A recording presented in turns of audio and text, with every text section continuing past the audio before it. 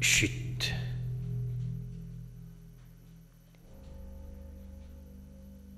Plus massive. Et de 300 000 fois que la Terre. Plus proche et intérieure encore. Une sonde de soupçon s'y glisse afin de regagner le chaos. Le chaos, j'en fais mon affaire. Rien ne m'en empêchera. Je répartirai géométrie élémentaire et métaphore sur la même lame à aiguiser, ondulant, ondulation stridente tel un miroir de métal, et ces choses y sont à s'y méprendre. Aucune ligne franche entre ceci que je vois et l'affolement des choses que disait et craignait. Je disais auparavant, comble d'infortune, des katas, comme ça, à la rigolade, qui maintenant mettent les aiguilles à leur place dans la pendule. Mais déjà celle-ci n'est plus pendue, mais par terre.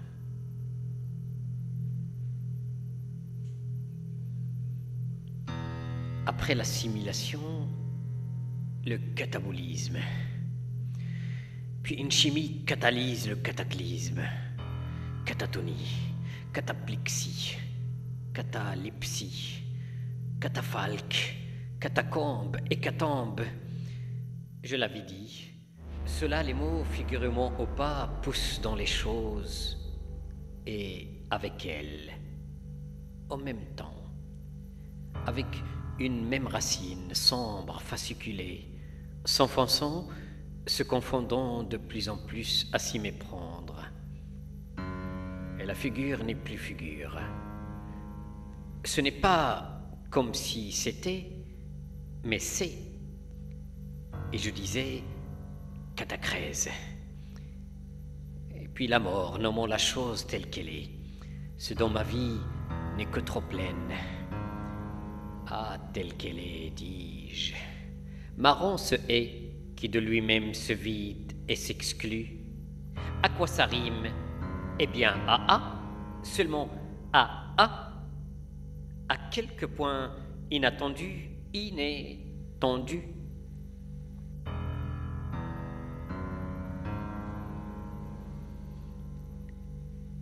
Assis maintenant sur un banc, assis sur un banc en pierre humide, les mégots traînent encore un bout de fumée. Un magazine scientifique où, à leur insu, s'enroule le ciel, l'espace et la terre. Le soleil bat son plein, lige. Une grosse colère imprévisible, force 5, déchire le bulletin météo. Des corps s'agglutinent.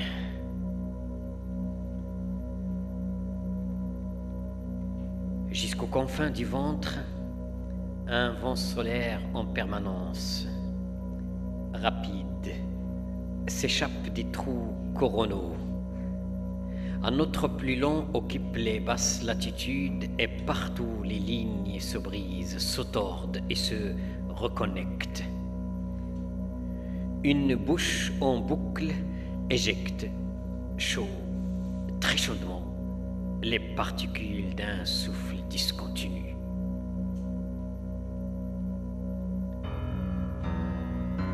Brutale libération d'humeur, songe court, très court, fantasme, excrément et perturbation hormonale.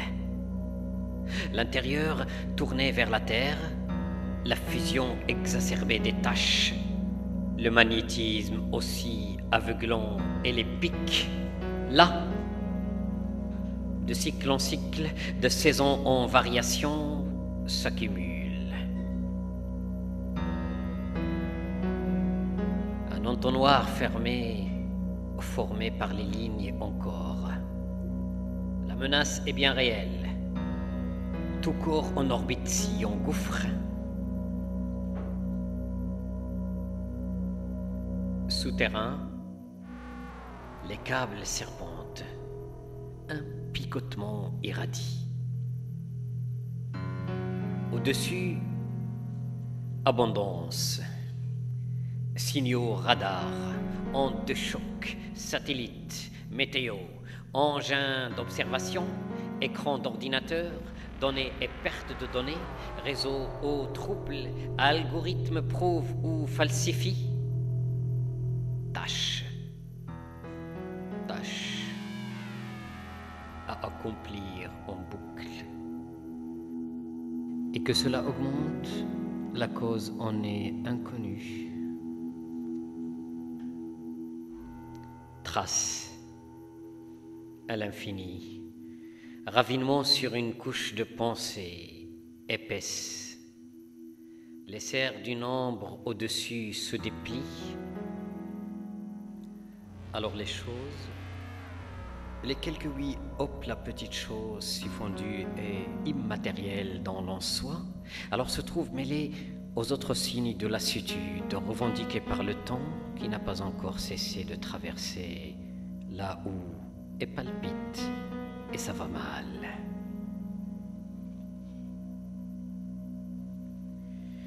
Une lymphe s'y noie et siège plutôt engloutie une voix rude. Ne coïncide ni ne pénètre l'espérer. Un vocable vivifie le besoin d'emprunter le mouvement. Le vide néanmoins le transite et le transcrit. Le délivre sur la pierre aidant. Moitié dans l'eau, et les cristaux révélés par la lumière que lui envoie l'œil, rugueux, aigu, nuancé, souffrant, scintillant, transparent. Les voix s'usurent la bande, les nerfs et les particules de l'esprit. Sonorité nimbée de pics de nuit, tellement métallique que confuse et polysémique. À rendre dans l'extrémité de la rue, eau aérée, branches finissant dans les branches du thorax, mais seulement allusif, on finit par l'oublier. La lumière prosaïque d'un sex shop couche d'une teinte faiblement jaune et striée, comme en bordure d'un corps vif à nerf visible. Une voix forte anachronique de l'intérieur confond germe et extérieur. Cela fait peur. C'est alors la chute ou le vide contre les mains, la cassure. Ah! Besoin de rire de tout le temps, et périra à mi-chemin, à force de persister, à se donner du mal, à exclure de soi la verve nécessaire pour vivre, et de regarder par terre, que par terre, jusqu'à chuter et scruter un à un les points noirs de la vie, comme les points noirs à extraire avec le pouce et l'index devant un vieux miroir taché de points noirs, jour après jour. Ah, l'épuisement. Puis s'arrêter un jour, se dire, tenir la tête fleurie de pétales blanches et tenir tête et debout à force de tenir immobile en un point noir sa tête agitée. Et ce n'est que si fort le vacarme que la mettre sur une paume ou un sein ou une vulve. Ce qui est espéré, c'est ça. Sentir un air de printemps, humer ceci, les poils noirs, les grains, le centre enfoui, où perte et espoir convergent. Et à mi-chemin, le poème périra, ou sans doute se noiera, Un rêve aquatique profondément long qui s'allonge jusqu'au ventre, puis s'étale librement à la manière de lentilles d'eau. Le corps est massue abstraite d'éléments disparates, idées et images à deux faces au plus ovales ou ellipsoïdes, minuscules et grêles, grouillent avec musique métallique effilée et s'accélère. Chaque image, par les pouces latérales des autres images, avance à la surface et autour d'elle, tandis qu'elle meurt, pousse d'autres images et remonte, libérée par sa mort et la disparition qui s'ensuit. Ah. Et c'est ainsi. Et c'est ainsi. C'est. Il faut donc, et bien guetter, et regarder, sinon le plus distant possible, se multiplier les heures, comme on décrit les lames et les folioles d'une plante dans un livre de plantes.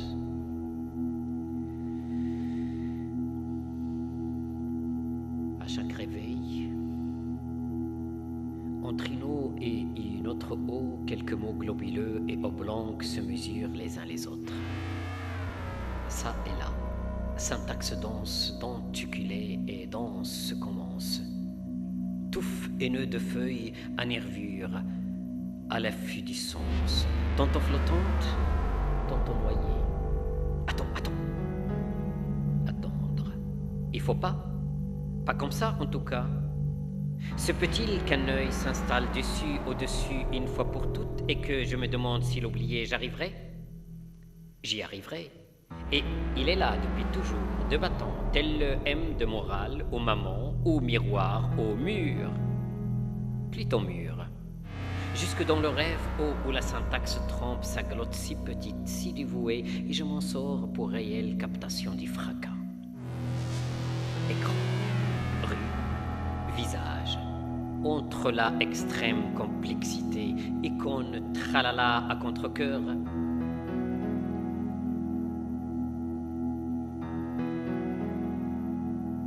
Par méconnaître les choses banales, cela finit. Et commence à dire choses comme par inadvertance. L'œil force la porte, fonce la petite tête.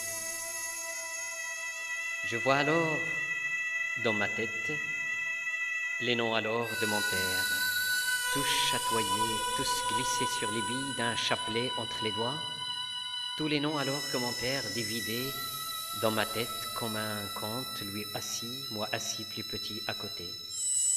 Mohammed ibn Moussa al-Khawarizmi, à grande enjambée, arpente une grande aire abstraite, y aligne des sommes étranges de polynômes.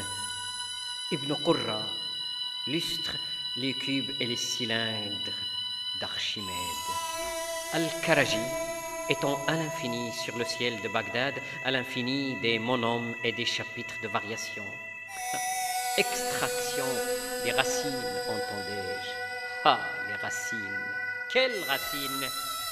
Et quantité irrationnelle, c'est bien cela. Tout se divise, s'additionne, se multiplie, se soustrait et se diffracte sur ma courbe. Lampe d'Al-Khayyam enivre les cônes, les cubes, les quarts de cercle, et des miroirs ardents abondent. Ibn al-Haytham boucle des pénombres et des faisceaux de rayonnement incidents et réfléchis dans l'œil. Al-Razi, Ibn Sulayman al-Isra'ili, Ibn al-Jazzar, Ibn Sina, Ibn al-Nafis, al-Bayrouni, al-Baytar, tous sur une bille rutilante, défend le camphre, le séné, le tamarin, l'ergot du seigle, le sang des bêtes, tous combinés par le souffle, et dans la main de mon père, qui lui tout seul éclaboussait la tête d'encre et de nom jusqu'à la rive, la survenue, la fin des pas. Le soleil bat son plein. L'arbre taillé espère alors frissonner. Une lèvre sèche crache crescendo un nombre de corps sans nom. Un flot débile d'yeux et de phrases poétiques. On attend. On attend qui donne à voir un moindre mal, à cela la vie.